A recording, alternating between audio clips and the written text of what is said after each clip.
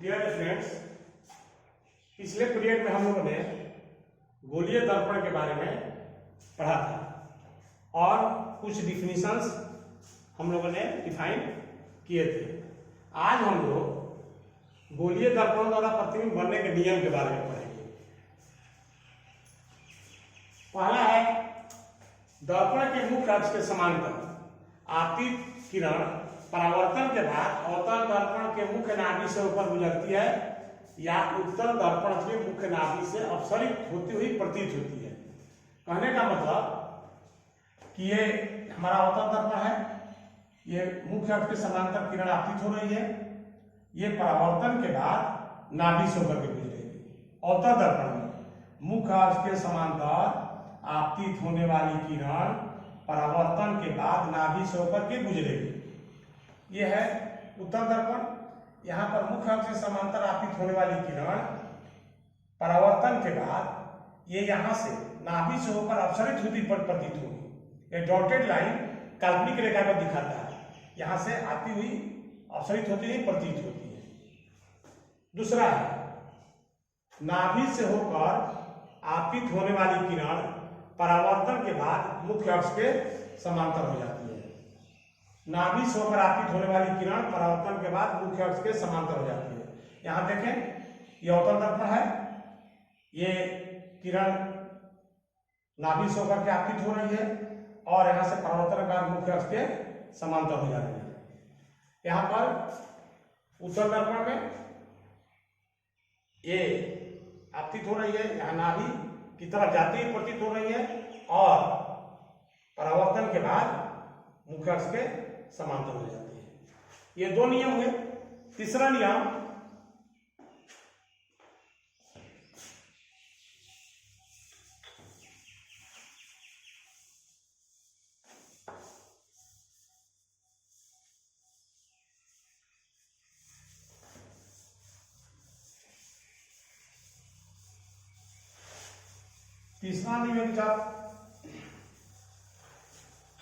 प्रकाश की किरण वक्रता केंद्र से, तीसरा जब प्रकाश की किरण वक्रता केंद्र से होकर आपतित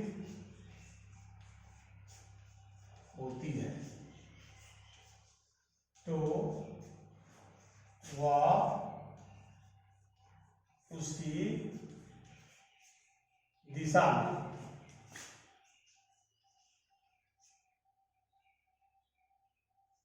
लौट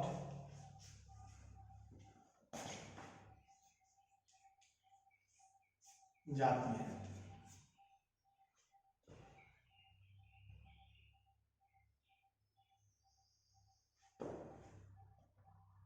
कहने का मतलब ये मेरा अवतल दर्पण है,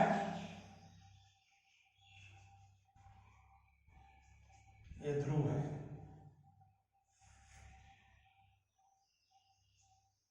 ये वक्रता का केंद्र हुआ, ये नाभि हुआ।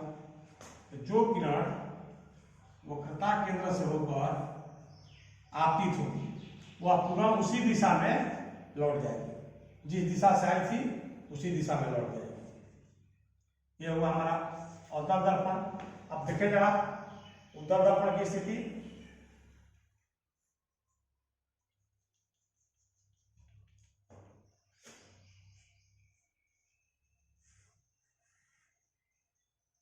ये वक्रता केंद्र है, ये नाभि है।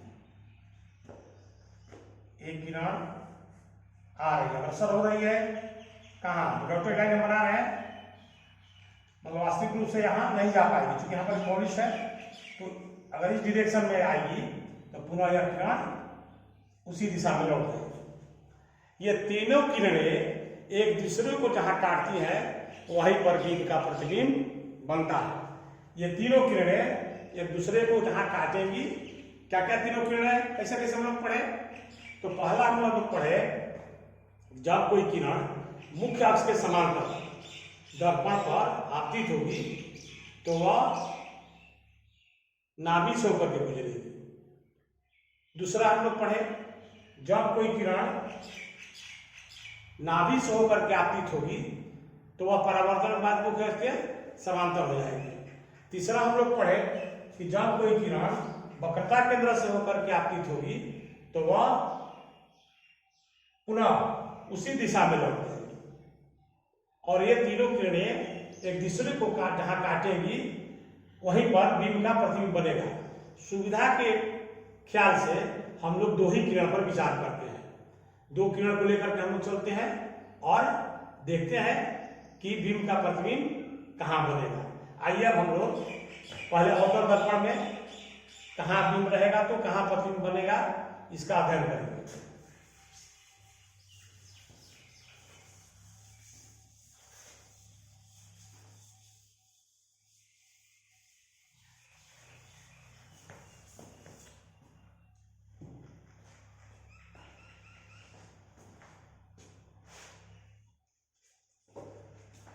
पहला केस है जब बीम अनंत पर, जब बीम अनंत पर, तब क्या होगा? अगर हम लोग देखें, ये हुआ मेरा अवतल दर्पण,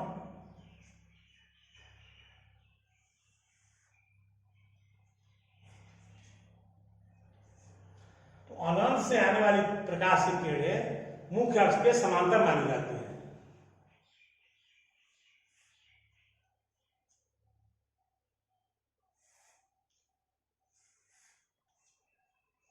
ये जो भी किरणें हैं हम लोग पढ़े हैं कि मुख्य अक्ष के समांतर आपतित होने वाली किरणें कहां से होकर गुजरती हैं? नाभि से होकर गुजरती हैं। तो इस स्थिति में प्रतिबिंब जो है नाभि पर बनेगा। इस स्थिति में प्रतिबिंब नाभि पर बनेगा और यह वास्तविक होगा और बीम से बहुत छोटा होगा, बिंदु मात्र। और चूंकि वास्तविक किरणों के कटान बिंदु से बनता है इसलिए यह प्रतिबिंब वास्तविक होगा, यह प्रतिबिंब वास्तविक होगा। नंबर 2, जब बीम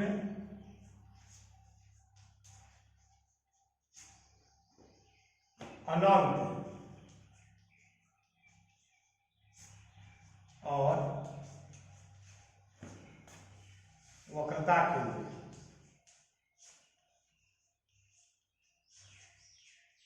के बीच हो,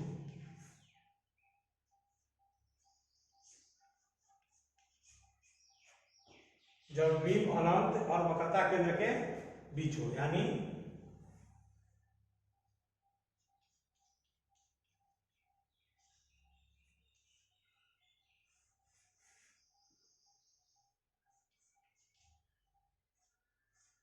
मानिए कि यहां पर बीम है, एक किरण हम लेंगे मुख्य अक्ष से समांतर,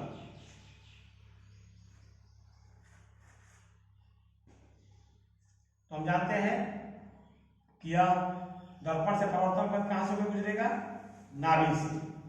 और दूसरा किरण हम लोग लेंगे नाभि से होकर के जो गुजरती है, तो ये फिर परावर्तन पथ क्या आ जाएगी? मुख्य अक्ष के समांतर। दो किरण हम लेंगे, एक जो है मुख्य अक्ष के समांतर, तो ये दर्पण के से परावर्तन पथ कहां से होकर गुजरी? नाभि से।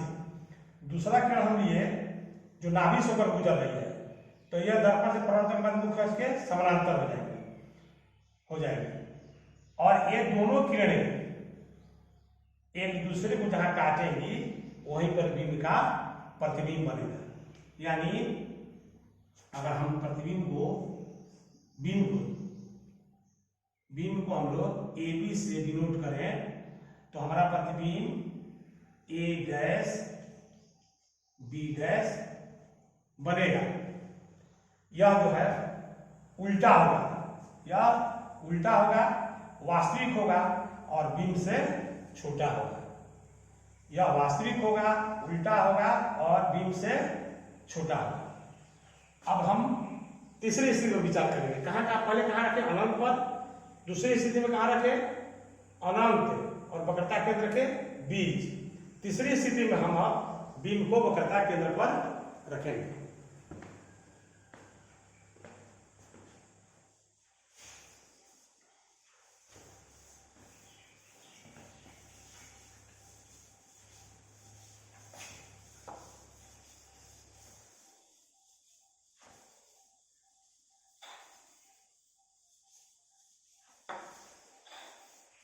तीसरी स्थिति है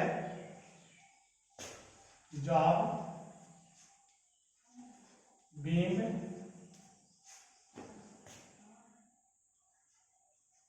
वक्रता केंद्र पर हो। वक्रता केंद्र और वक्रता केंद्र पर हो।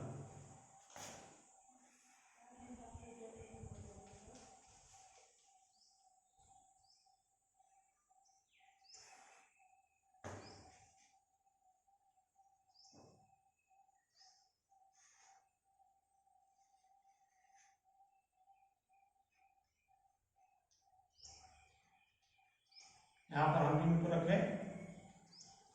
एक किरण मुख्य अक्ष से समांतर आपतित हुई, कहां से वो गुजरेगी है? नाभि से। दूसरी किरण नाभि से होकर के गुजरेगी। ये कहां से गुजरेगी? ये मुख्य अक्ष समांतर हो जाएगी। एक दोनों किरणें एक दूसरे को जहां काटेंगी वहीं पर बीम का प्रतिबिंब बनेगा।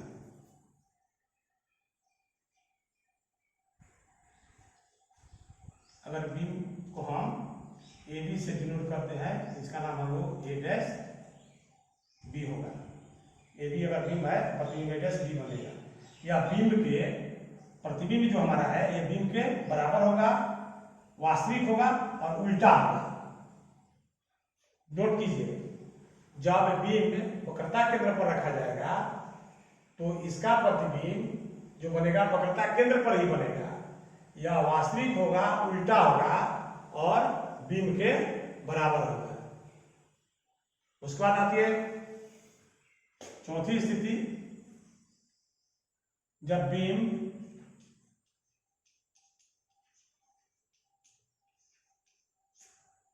वक्रता केंद्र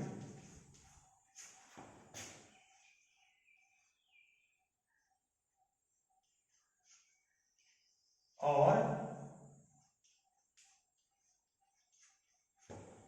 नाभि के बीच हो। वक्रता केंद्र और नाभि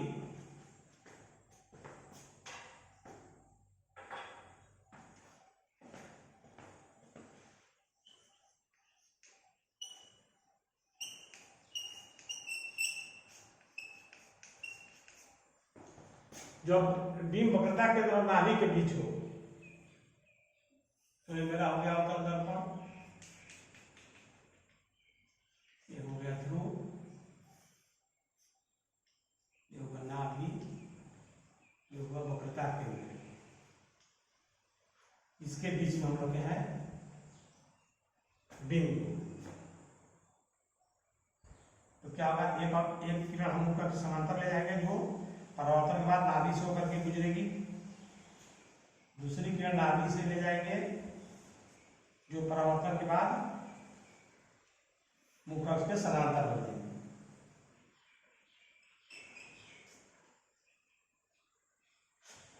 ये एक दूसरे को जहां काटेगी वहीं पर बीम का प्रतिबिंब बनेगा। तो अगर इसको हम ए बी से डिनोट करते हैं बीम को, तो ये हमारा प्रतिबिंब जो होगा ए डैश बी डैश बनेगा।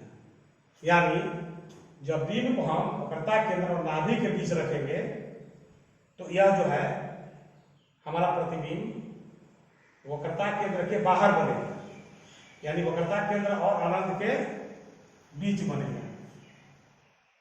यह वास्तविक होगा, उल्टा होगा और बीम से बड़ा होगा। It must be kept in mind. इसको ध्यान में अवश्य एक बात रखनी होगी। तो हम देख रहे हैं कि जैसे जैसे बीम पर ये ध्रुव के नजदीक आ रहा है तो हमारा प्रतिबिंब का साइज बढ़ते जा रहा है। जब हम अनंत पर रखे थे बीम को तो हमारा प्रतिबिंब नाभि पर बना था, बहुत छोटा था, बिंदु मात्र। फिर जब हम वक्रता केंद्र और अनंत के बीच रखे तो नाभि और वक्रता केंद्र के बीच बना, वो क्या था, बीम से थोड़ा छोटा था। तीसरा पोजीशन में क्या आया, जब वक्रता केंद्र पर हम रखे तो यहाँ वक्रता केंद्र पर जब रखे तो बीम के बराबर बना मेरा प्रतिबिंब। अब जो है जब वक्रता केंद्र और नाभि के बीच रखे तो ये जो मेरा प्रतिबिंब है वो बीम से बड़ा होगा। यानी जैसे जैसे दर्पण के नजदीक बीम आ रहा है, प्रतिबिंब का साइज बढ़ते जा रहा है, बड़ा होते जा रहा है। ठीक है। अब इसके बाद में पांचवा पोजीशन है कि जब बीम वक्रता केंद्र और नाभि के बीच अभी रखे हम, पांचवा पोजीशन रहेगा जब हम बीम को कहाँ रखें, नाभि पर रखें। उसको हम लोग देखेंगे आगे।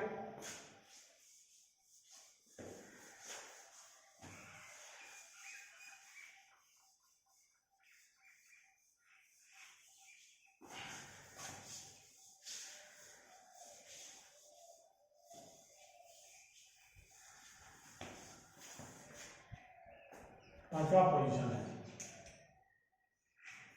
जब बीम नाभि पर, यानी फोकस पर, जब बीम नाभि पर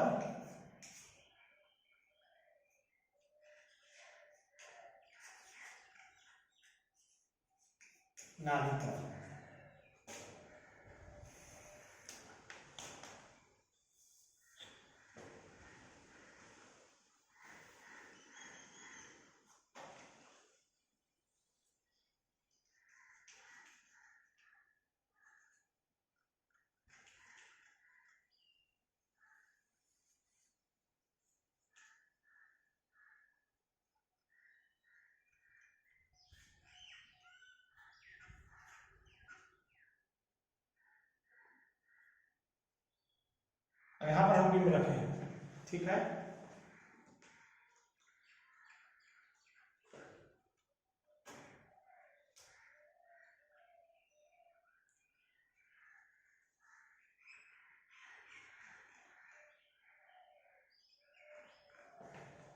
तो यहां पर क्या होगा, यहां पर हम बीम रखे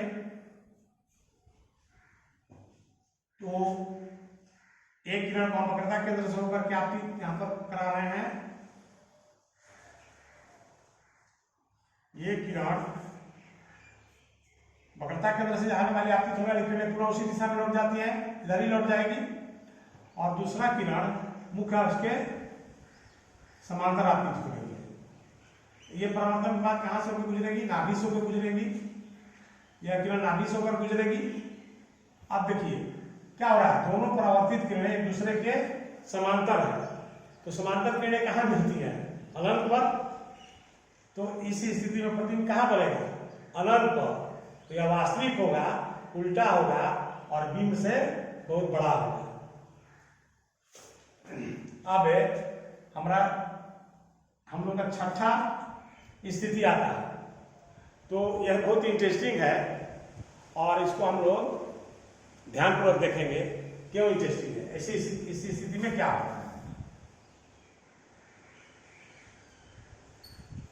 जब बीम नाभि और ध्रुव के बीच हो, नाभि और ध्रुव के बीच हो।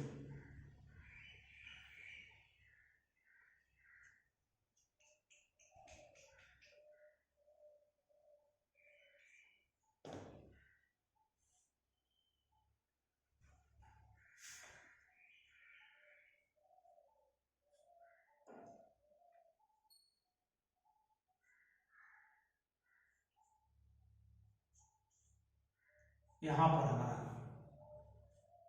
ये बीम है। एक किरण हम यहाँ वक्रता केंद्र से होकर के आपतित करा रहे हैं। ये किरण क्या होगी, पुनः इसी दिशा में लौट जाएगी। उसी दिशा में लौट जाएगी। दूसरी किरण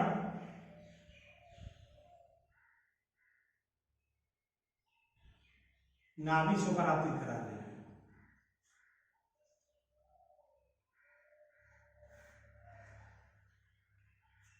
ये किरण हम लोग को मालूम है कि नाभि से परावर्तित होगी किरण, वो परावर्तन के बाद क्या होगी, मुख्य अक्ष के समांतर हो जाएगी। अब देखिए ये किरण इस तरफ कभी मिलने की संभावना नहीं है, यह किरण कभी नहीं मिलेगी, तो इसको हम पीछे की तरफ बढ़ाते हैं।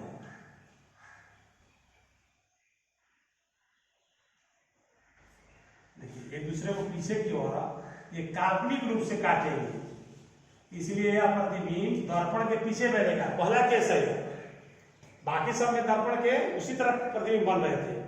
इस स्थिति में प्रतिबिंब दर्पण के पीछे बनेगा और यह काल्पनिक होगा और सीधा होगा। जो प्रतिबिंब आभासी बनेगा, काल्पनिक आभासी, वो सीधा होता है, सीधा होगा। और अगले क्लास में हम आभासी प्रतिबिंब और वास्तविक प्रतिबिंब के बारे में बताएंगे। तो यह प्रतिबिंब क्या होगा, सीधा होगा, बिंब से बड़ा होगा और आभासी होगा। इस स्थिति का प्रयोग हम लोग दाढ़ी बनाने के रूप में करते हैं। उस अवतल दर्पण को सामने हम लोग रखेंगे तो हम लोग की दाढ़ी जो है बड़ी बड़ी दिखाई देगी उसमें, और हम उसका शेविंग अच्छी तरह से अपना बाल का कर सकते हैं उससे। तो ये स्थिति को हम लोग वी आई बी करके हम लोग इसको नोट करते हैं। वेरी वेरी इंपॉर्टेंट, परीक्षा में भी पढ़ाया या पूछा जाता है, इसलिए इसको हम लोग नोट करेंगे। तो हमारी 6 स्थितियां हुई अवतल दर्पण में, कहाँ बिंब रहेंगे तो कहाँ प्रतिबिंब बनेंगे। इसको हम टेबुलर फॉर्म में सारणी के रूप में इसको हम लोग इस तरह से लिख सकते हैं। याद करने के लिए इसको प्रैक्टिस करना पड़ेगा, तब हम लोग इसको खींच पाएंगे। तुम लोग को बार बार इसका अभ्यास करना पड़ेगा।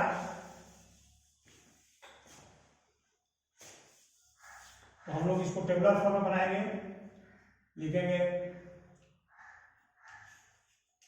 बिंब की स्थिति, बिंब की स्थिति यहां पर लिखेंगे प्रतिबिंब की स्थिति।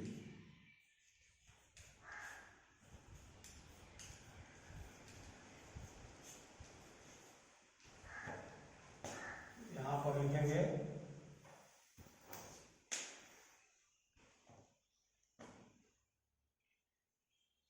उसको हम लोग प्रतिबिंब का स्वभाव सीधा या उल्टा या काल्पनिक आभासी कर सकते हैं।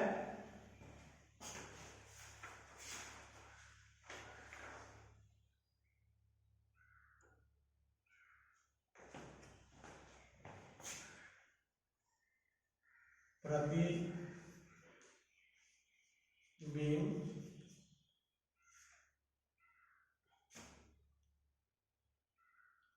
का साइज, और चौथा में लिख सकते हैं प्रतिबिंब का स्वभाव। कैसा होगा, काल्पनिक होगा, वास्तविक होगा।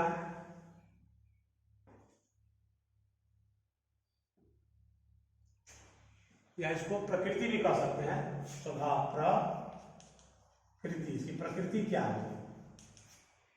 तो पहला हम क्या पढ़े, बिंब की स्थिति कहां थी, अनंत पर, अनंत पर। प्रतिबिंब की स्थिति कहां बनेगी, नाभि पर। प्रतिबिंब का साइज क्या होगा, अत्यंत छोटा, बिंदु मात्र, बिंदु मात्र। प्रतिबिंब का स्वभाव प्रकृति कैसे होगा, वास्तविक, वास्तविक उल्टा, वास्तविक होगा और उल्टा होगा। दूसरा हम लोग क्या पढ़े, अनंत और वक्रता केंद्र के बीच।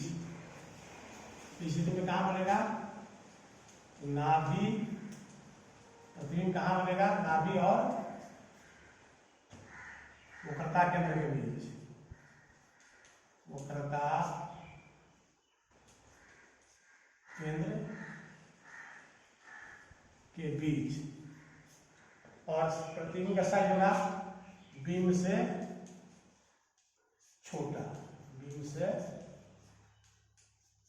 छोटा। प्रतिबिंब का स्वभाव क्या होगा? वास्तविक होगा और उल्टा होगा, क्योंकि वास्तविक प्रतिबिंब उल्टा होता ही है। तीसरा, वक्रता केंद्र पर, वक्रता केंद्र, वक्रता केंद्र पर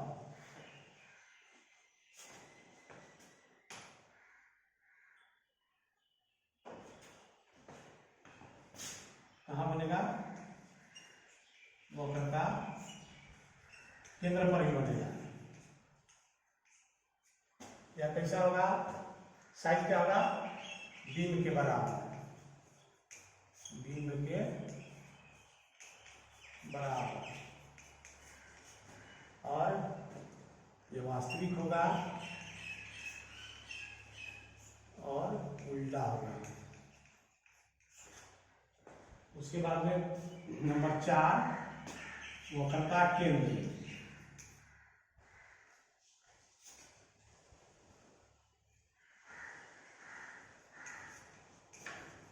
और नाभि के बीच, नाभि के बीच। ये बनेगा वक्रता केंद्र के बाहर। इस स्थिति में प्रतिबिंब बनेगा वक्रता केंद्र के बाहर। प्रतिबिंब का साइज होगा बीम से बड़ा और इसकी प्रकृति होगी वास्तविक और उल्टा। उसके बाद में 5वां होगा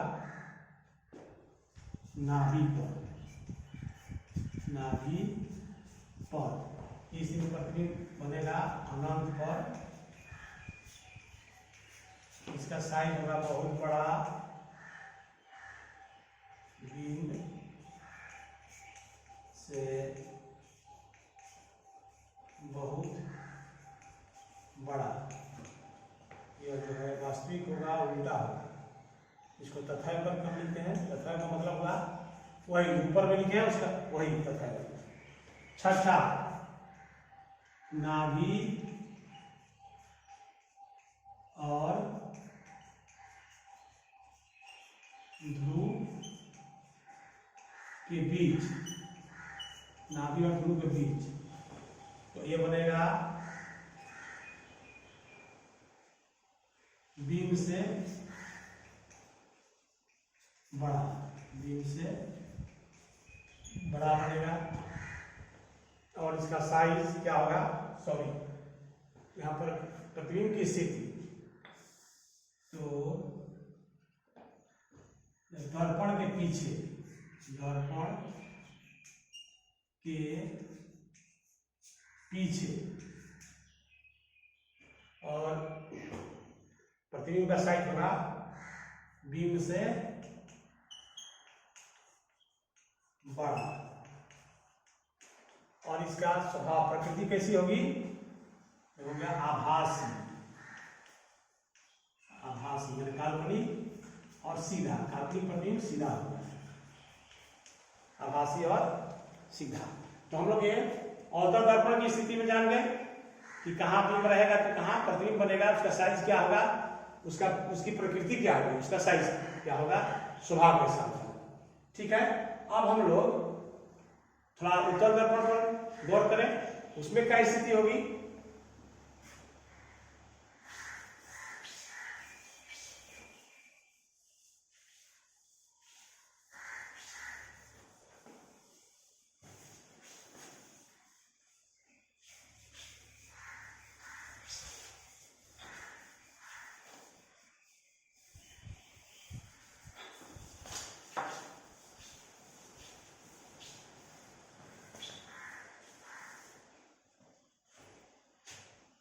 उत्तल दर्पण में प्रतिबिंब का बनना। पहला केस है जब बिंब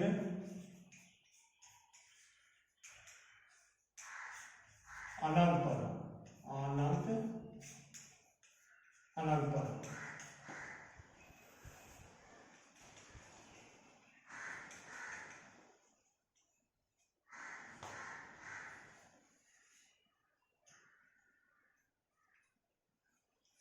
हम जानते हैं भवन से आने वाली प्रकाश की किरणें यहाँ से नाभि से आती हुई प्रतीत होगी। सभी किरणें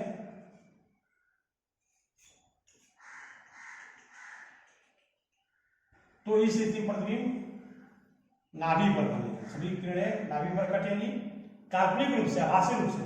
इसलिए यह जो प्रतिबिंब होगा वह आभासी होगा, बिंब से बहुत छोटा होगा और सीधा होगा, क्योंकि वो काल्पनिक रूप से कट रही है किरणें, तो इसलिए जो प्रतिबिंब बनेगा वो आभासी होगा, सीधा होगा और बिंब से बहुत छोटा होगा।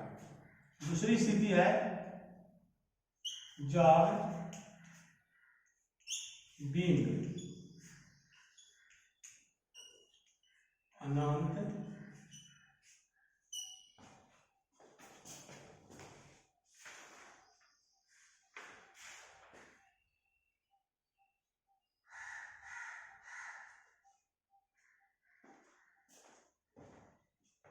और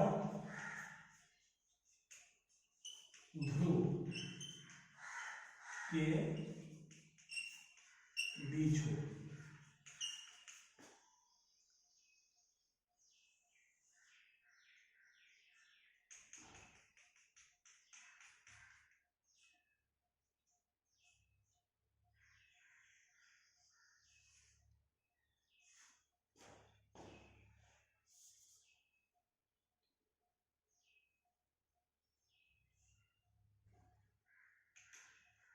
इस स्थिति में क्या होगा, एक यहां पर रखें हम बिंब,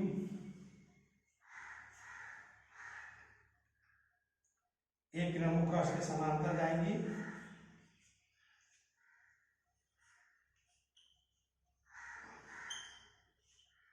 जो नाभि से आती हुई प्रतीत होगी।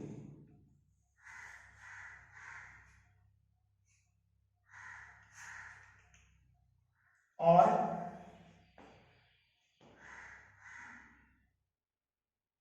एक किरण वक्रता केंद्र से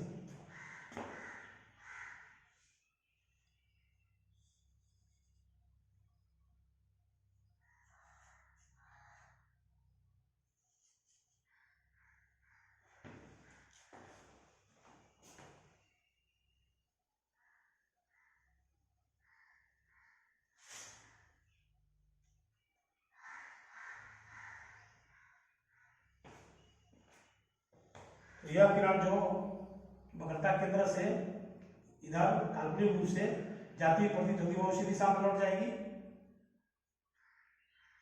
और ये दोनों किरणें जो है एक दूसरे को काटेंगे, वही पर बिंब का प्रतिबिंब बनेगा। यह बिंब से छोटा होगा, आभासी होगा और सीधा होगा। क्योंकि आभासी प्रतिबिंब सीधा होता है, तो ये केवल दो ही स्थिति का अध्ययन हम लोग उत्तल दर्पण में करते हैं। इसको हम लोग टेबुलर फॉर्म में लिख सकते हैं।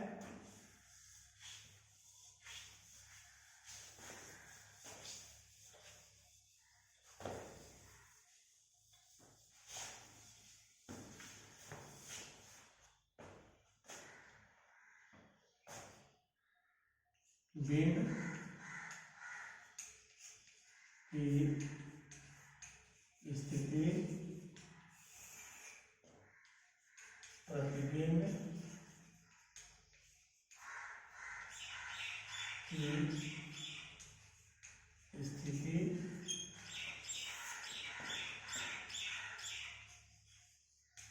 प्रतिबिंब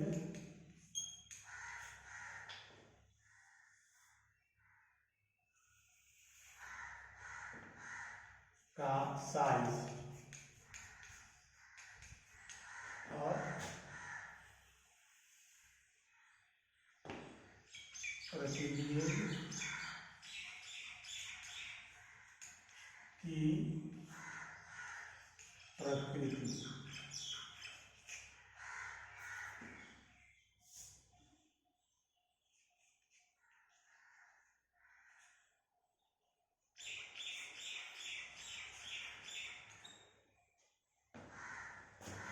पहला है बिंब की स्थिति अनंत पर, प्रतिबिंब की स्थिति नाभि पर, प्रतिबिंब का साइज बिंब से बहुत छोटा,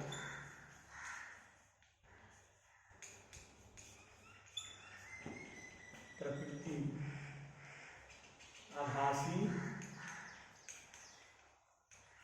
और सीधा। दूसरा है जब हम बिंब अनंत और ध्रुव के बीच रखेंगे, अनंत और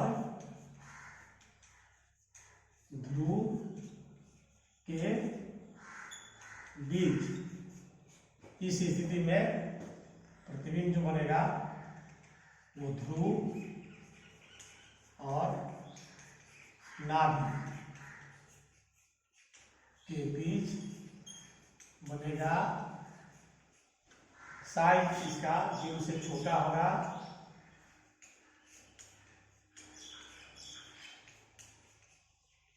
और यह आभासी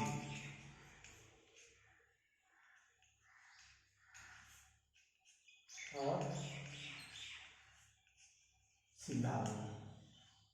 ठीक, तो हम लोग का तल दर्पण और अवतल दर्पण, कहाँ बिंब रहेगा तो कहाँ प्रतिबिंब बनेगा, इसकी प्रकृति क्या होगी अध्ययन कर लिए। अब एक प्रश्न आता है कि आखिर ये अवतल दर्पण का उपयोग कहाँ कहाँ होता है, तो इसको भी जान रहे हम लोग कि इसका प्रयोग अवतल दर्पण का टॉर्च में किया जाता है। टॉर्च के तो वहाँ पर एक कटोरी लगी रहती है, उसके नाभि में वो बल्ब लगा हुआ है, तो वहाँ से जब किरणें आपतित होती हैं टॉर्च की कटोरी पर, तो वहाँ से समानांतर परावर्तित होती है, दूर तक की चीज़ों को हम लोग आसानी से देख लेते हैं। फिर मोटर गाड़ियों के हेडलाइट में इसको लगाया जाता है और दंत चिकित्सक लोग वो दांत के सर्जरी वगैरह में या दांत की स्थिति देखने के लिए प्रयोग करते हैं। और उस पोजीशन में हम लोग देखें जो दाढ़ी बनाने की स्थिति वाली थी नंबर 6 कि जो अब नाभि और